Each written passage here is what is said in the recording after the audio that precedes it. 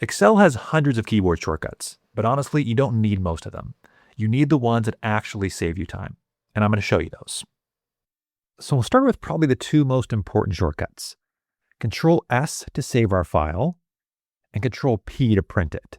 We always want to make sure we save our files often, because the worst feeling is when Excel crashes and you lose all your hard work.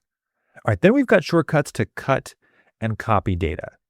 So as an example, if I select column D, the daily rate, I can use Control C to copy it, and then Control V to paste it in the next field. Now, if I want to cut the data instead of copy it, I can again select the field but use Control X to cut, and then Control V to paste it in. Also, if I mess something up like pasting this in the wrong column, we can use Control Z to undo it.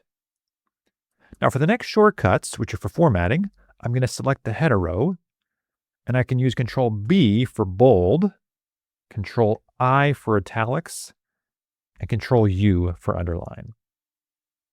Now next, if I want to change or update text in my file, one way to do this is to use Control F and go to Replace. And maybe I want to change all the references to Power Drill to just Drill. So I'll replace all and I can change those references. Now the other shortcuts help you select data and navigate through your file. And these are helpful if you've got big files with lots of data and worksheets. So the first thing is Control A will select all of my data because maybe I want to copy the entire table. We can also use Control Home to go to the beginning of our data, or Control End to go to the end of it. Now this file here is small, but imagine a file with 100 columns and 100,000 rows.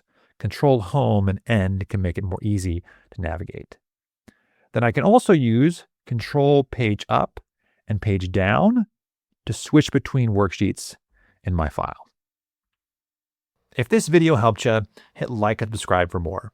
And if you want to go deeper, I have a full Excel course in the links below.